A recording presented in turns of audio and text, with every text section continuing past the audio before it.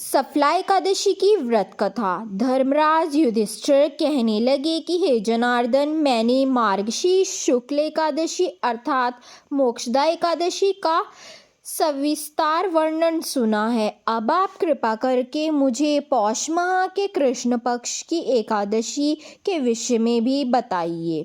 इस एकादशी का क्या नाम है, इसके व्रत का क्या विधान है, इसकी विधि क्या है, इसका व्रत करने से किस फल की प्राप्ति होती है, कृपा करके आप मुझे बताइए। भगवान श्री कृष्ण बोले, पौष माह के कृष्ण पक्ष में आने वाली इस एकादशी को सफला एकादशी कहा जाता है।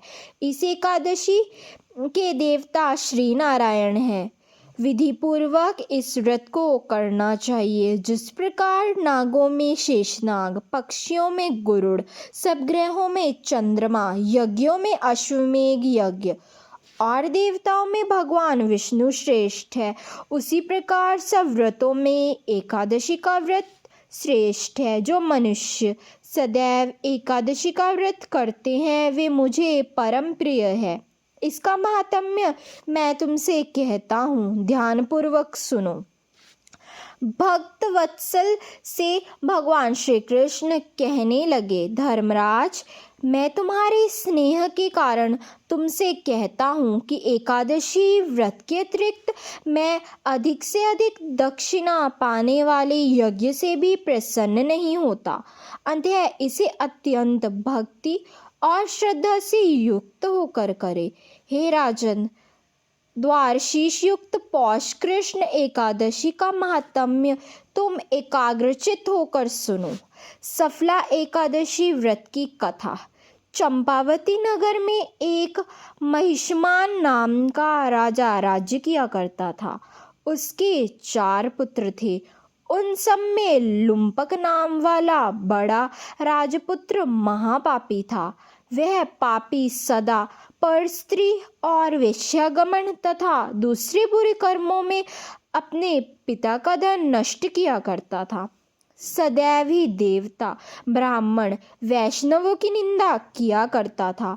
जब राजा को अपने बड़े पुत्र के कुकर्मों का पता चला तो उन्होंने उसे अपने राज्य से निकाल दिया। तब वह विचारने लगा कि कहाँ जाऊं, क्या करूं। अंत में उसने चोरी करने का निश्चय किया। दिन में वह वन में रहता और रात्रि को अपने पिता की नगरी में चोरी किया करता था तथा प्रजा को तंग करने और उन्हें मारने का कुकर्म किया करता था। कुछ समय पश्चात सारी नगरी भयभीत हो गई। वह वन में रहकर पशु आदि को मारकर खाने लगा। नागरिक और राज्य के कर्मचारी उसे पकड़ लेते किंतु राजा के भय से छोड़ देते। वन में एक अति प्राचीन विशाल पीपल का वृक्ष था। लोग उसकी भगवान के समान पूजा करते थे। उसी वृक्ष के नीचे वह महापापी लुम्पक रहा करता था। इस वन को लोग देवताओं का क्रीड़ा स्थल मानते थे। कुछ समय पश्चात पौष कृष्ण पक्ष की दशमी के दिन वह वस्त्रहीन होने के कारण शीत चलने से सारी रात सो नहीं सका। उसके हाथ पैर अकड़ गए। सूर्योदय होते होते वह मूर्छित हो गया। दूसरे दिन एकादशी को मध्याह्न के समय सूर्य की गर्मी पाकर उसकी मूर्छा दूर हुई। गिरता पड़ता वह भोजन की तलाश में निकला। पशुओं को मारने में वह समर्थ नहीं था। अंततः पेड़ों के नीचे गिरे फलों को उठाकर वापस उसी पीपल के वृक्ष के नीचे आ गया। उस समय तक भगवान सूर्य अस्त हो चुके थे।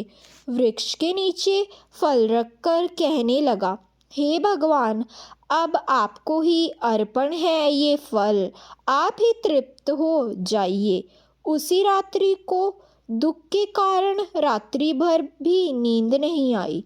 उसके इस उपवास और जागरण से भगवान अत्यंत प्रसन्न हुए और उसके सारे पाप नष्ट हो गए। दूसरे दिन प्रातः ही एक अति सुंदर घोड़ा अनेक सुंदर वस्तुओं से सजा हुआ उसके सामने आकर खड़ा हो गया।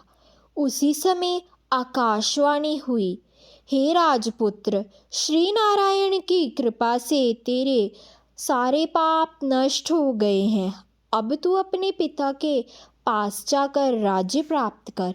ऐसी वाणी सुनकर वह अत्यंत प्रसन्न हुआ और दिव्य वस्त्र धारण करके भगवान आपकी जय हो कहकर अपने पिता के पास चला गया। उसके पिता ने प्रसन्न होकर उसे समस्त राज्य का भार सौंप दिया और स्वयं वन के रास्ते चल दिए। अब लुम्पक शास्त्रानुसार राज्य करने लगा। उसकी स्त्री, पुत्र आदि सारा कुटुंब भगवान नारायण का परम भक्त हो गया। वृद्ध होने पर वह भी अपने पुत्र को राज्य का भार सौंपकर वन में तपस्या करने चला गया और अंत समय में वैकुंठ को प्राप्त हुआ। अतः जो मनुष्य इस परम पवित्र सफला एकादशी का व्रत करता है उसे अंत में मुक्ति मिलती है। जो नहीं करते वे पूंछ और सींगों से रहित पशुओं के समान हैं। इस सफला एकादशी के महात्म्य को पढ़ने से अथवा श्रवण करने से मनुष्य को अश्वमेध यज्ञ का फल मिलता है। दोस्तों, अगर आपको ये वीडियो पसंद आई हो तो please like the video and subscribe the channel. धन्यवाद।